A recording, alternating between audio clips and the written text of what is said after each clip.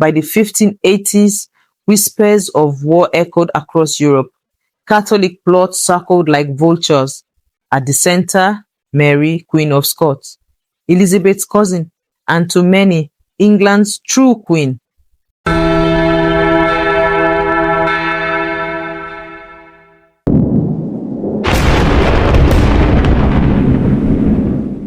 Welcome to Omar's story Nook, where history gets spicy, legends get a remix, and imagination runs wild.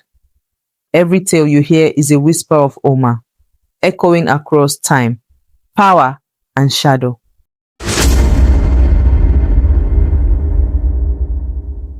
England, 1558. A young queen ascends a throne soaked in suspicion. Her mother, beheaded, her sister, bloody, her court, a nest of vipers. Outside, Spain readies its ships. Rome calls her a heretic. France eyes her crown. But Elizabeth I, she learns fast. Every glance becomes a strategy. Every silence, a sword. She ruled with pearls and precision, but behind the gowns and golden halls lay another kingdom. A kingdom unseen. She didn't just rule by decree, she ruled by secrecy.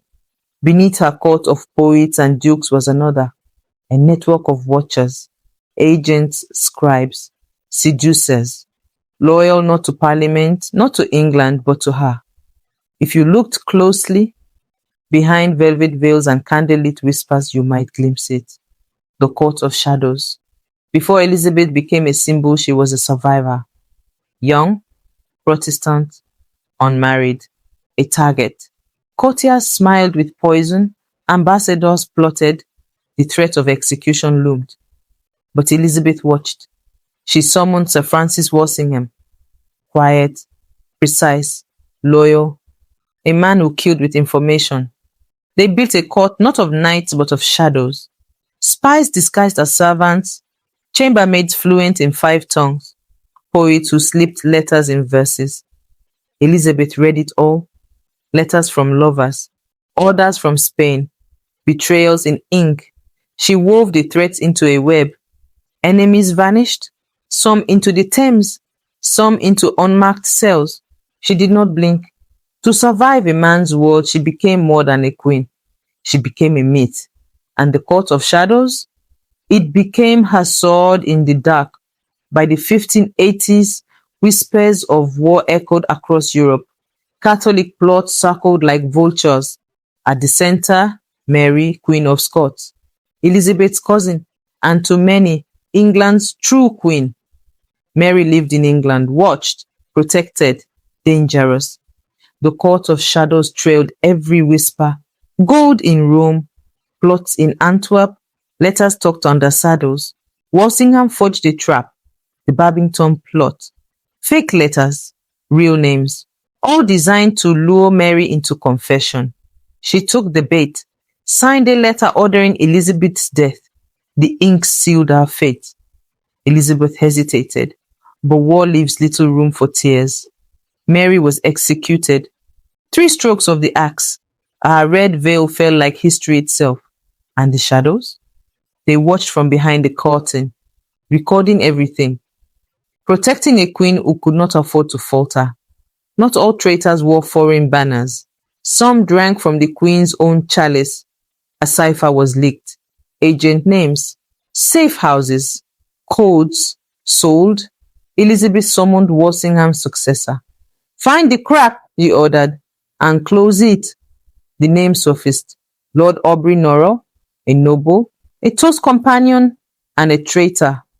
He laughed at her court of ghosts, mocked the shadows, called secrecy weakness. She didn't argue, she didn't rage. She whispered, "Let silence be your sentence." There was no trial, no execution, only a rose, planted in the royal garden, deep red, silver-thorned. The court of shadows grew sharper. Elizabeth began writing her own ciphers, because trust was no longer an option. By the 1590s, Elizabeth ruled more than England. She ruled perception. The court of shadows now spanned beyond spies. Taverns buzzed with secret signals. Theaters whispered intelligence. Even Shakespeare, it said, laced his lines with warnings. Verses about kings and daggers weren't fiction, they were dispatches. Stage lights blinked in cipher, actors carried secrets in sonnets, and Elizabeth orchestrated it all. Every portrait, laced with geometry, coded loyalty.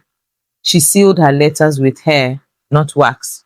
And beneath the Tower of London, scrolls were stored, written in ink and sometimes blood. She had no child, but she left something stronger, a system, a silence, a legacy of eyes. They called her the Virgin Queen, but it was a title, a mask. Her true love was power, not for glory, for survival. Her throne rested not on stone, but secrets, ink, silence. She built loyalty with silence, wove myths with mirrors, and when she died, the shadows didn't fade. They changed form, became bureaus, became intelligence, MI6, embassies, covert councils. They carry her breath. Because Elizabeth understood real power lives in the unseen, in the pause, in the glance, in the whisper. So if you walk Whitehall and pass a portrait, listen, there's a draft, a page turning. It's her, still watching, still ruling, because shadows never die.